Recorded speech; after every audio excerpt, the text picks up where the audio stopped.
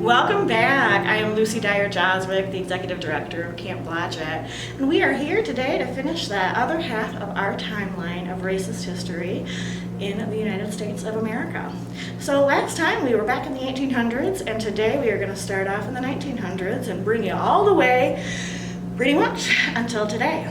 So in 1924 is finally when tribes were granted citizenship. Let me remind you, 1492 to 1924. It's a very long time for these individuals to be oppressed, to experience genocide, and then to finally be told that they can be citizens on the land. Pause there, because it's pretty heavy. In 1930, all the way until 1940, we had another massive deportation. This one, unfortunately, was of people who had already lived here, and they had been here for many, many, many years. 600,000 Mexicans and 130,000 Arabs were told to move out, essentially. We acquired all of the businesses that they owned, all of the property that they owned, and they were asked to leave. That total devastation. At the same time, we were trying to really recreate ourselves with something called the New Deal. So in the 1930s to the 1940s, this is another opportunity where if we would have done something different, we truly could have changed the trajectory for a lot of our citizens. But we didn't. We changed it for some. So in the New Deal, people came back from the war, and we thought, wow, we should probably do something for these individuals that have served our country. And so we started to create programs that gave federal funds to farmers, individuals to start farms. We started this thing called employment insurance. Many people would call that welfare, unfortunately, or unemployment now. This was a safety net for our citizens. We also started Social Security. Talk about a very big deal that is to pay off for generations. And we started giving loans, really, really low interest loans for individuals to buy homes. All of this sounds amazing, right? Except we excluded anyone in the service industry. And who do you think worked in the service industry? Our Black and brown Americans. Unfortunately, was the majority of where they were. So in setting up this New Deal, it was only essentially for the white individuals, or for those the exceptions that were somehow in other positions. In 1942, we continued our isolation and targeting of some people based on race with the Japanese internment camps. This is when FDR ordered the massive, rather than deportation, it was essentially confinement of 120,000 Japanese Americans. And when you think of, you imagine this, these are individuals that had lived there, lived in this country, were born in this country, and then were told because there was a war that was occurring and they were potentially seen as risky, they needed to be isolated and held in prison, truly. In 1944, another missed opportunity occurred with the GI Bill. This was one where we, again, were trying to give low-cost loans to individuals who had served us. And many Black soldiers were promised when they went to war that when they came back, they'd have more rights than when they went out. And unfortunately, we continued with the GI Bill to exclude Black Americans from getting these low-cost loans. And that, again, resulted in the accumulation of wealth for so many white Americans and the prevention of wealth through really investing in your future by buying a home. Now, really, I think now is when you're going to start to remember, maybe if you're my age, or you're a little older than that, you're going to start to think that these things happened. Maybe they happened while you were alive. I know my mom will tell me that she remembers Brown versus Board of Education occurring, and that is a big one. That was when we said no. Being segregated by race is not okay. We'd made that decision a long time ago. We were now trying to rectify and say being separate but equal in school is not okay, and our kids should be able to go to school in equal conditions. This was really the beginning well, I shouldn't say the beginning, the continuation, the active beginning for the public of something called the Civil Rights Movement. And so that movement was really led by Black Americans, yes, some white Americans as allies, as accomplices for this, of course. And we were fighting for basic rights, fighting for civil rights, fighting for the right to purchase homes, fighting for the right for employment, really fighting for the right to exist and to finally have this American dream of equality that we've been promised. Finally, in 1967, Black Americans could vote.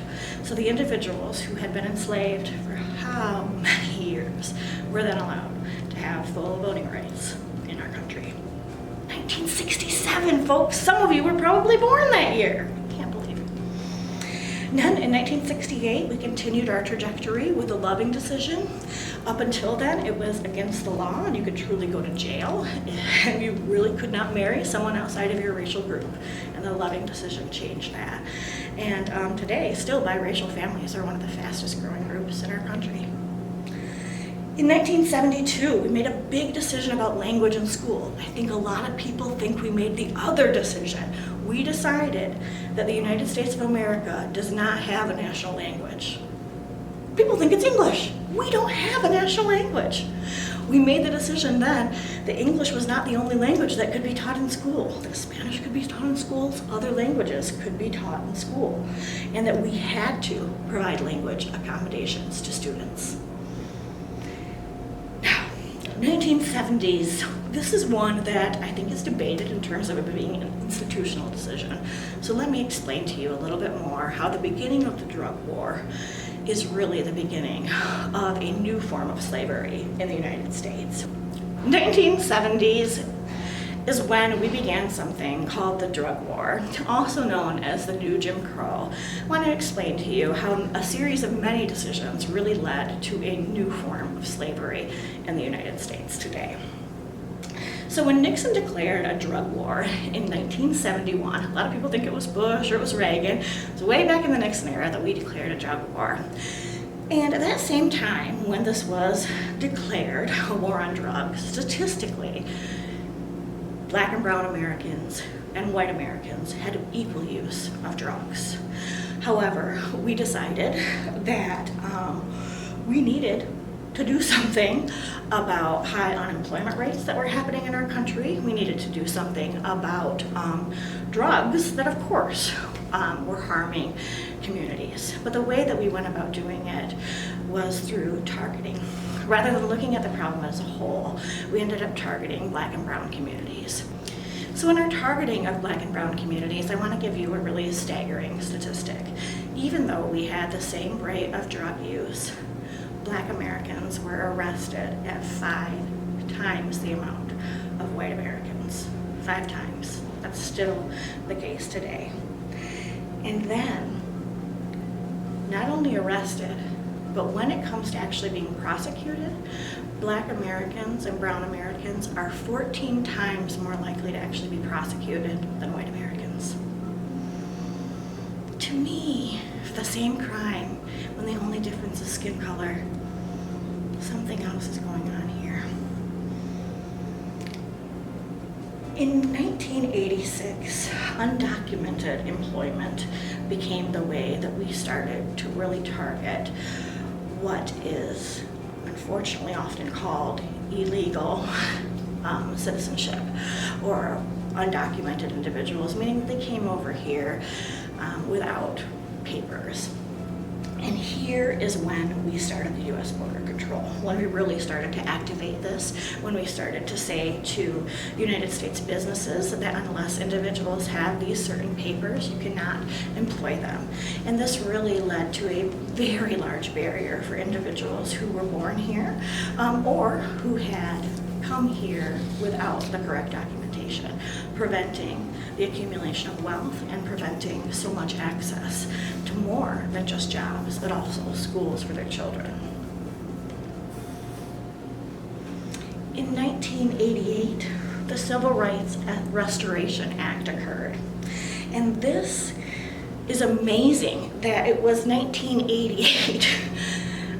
In 1988, we made the brilliant decision that in order to receive federal funding, you needed to follow the Civil Rights Law. What? 1988. That means that up until then, colleges, even local governments, areas did not have to follow the Civil Rights Law in order to receive federal funding. So it was a loophole for discrimination that we had until 1988. In 1991, we tried to strengthen it even more. And this is when pre-employment discrimination became illegal. So that means, folks, that all the way until 1991, if you got a resume and that person's name perhaps you couldn't pronounce, or you made a very stereotypical judgment that they were another race, you could easily slide that into another pile and it would be totally okay. We made the decision then that that was not okay. You could not just pass over somebody because of their name. And you had to really start to show that you were trying to be inclusive. And that's where a lot of people will remember the counting of diversity, equity, and inclusion statistics, where you were asked to count the number of people that applied for jobs and give the government a little bit more data. In 2001, we launched the Patriot Act. I know that we also, right before that, had something incredibly horrible with 9/11 occurring in our country. How we responded to that, unfortunately, was with the targeting of Americans who looked like those that had harmed us. And so with the Patriot Act, you could be detained if you looked suspect. This resulted in the detaining of 1,000 Arab, Muslim, and South Asian American men, some for up to 1 year, with their families knowing no idea where they are. And these are United States citizens that were detained. In 2001, we introduced something that is still being talked about today. Senator Lindsey Graham, a Republican, introduced something called the DREAM Act. He wanted to create a pathway for citizenship for individuals whose parents had brought them here without documentation. Now, the DREAM Act has had many versions since then, and it's actually yet to become law, while many people do believe that it is indeed a law. Why President Obama gained so much attention related to the DREAM Act was because he said he wanted to offer deferred action. What deferred action meant was that these individuals could not be deported. With the United States having quite a history of deportation, he wanted to ensure that these citizens were not deported. What this meant was they had to apply every 2 years to be reapproved to be recipients of the DREAM Act. Now, President Trump is attempting to end the DREAM Act, or at least to change it in some ways, for he believes that it is unconstitutional. Recently, our Supreme Court has got involved and said that indeed the DREAM Act is constitutional. So the interpretations and the future of this law and the future for many of our current young citizens, known as the Dreamers, is still really unknown. I could continue and say that there are many unfortunate examples of racism continuing today, but I wanted to give you the institutional ones, those that were truly made by federal laws, those that our Supreme Court or our Congress or our senators or our presidents introduced. And when you look at these histories together and you remember that the white Americans had choices and the black and brown Americans did not, you can understand why the choice of today is so grand. For we have the choice to totally ignore this, or we have the choice to try to rectify our past and create a more inclusive, a truly more inclusive and intentional society for our kids. I hope you're going to join me in doing that. Thank you so much.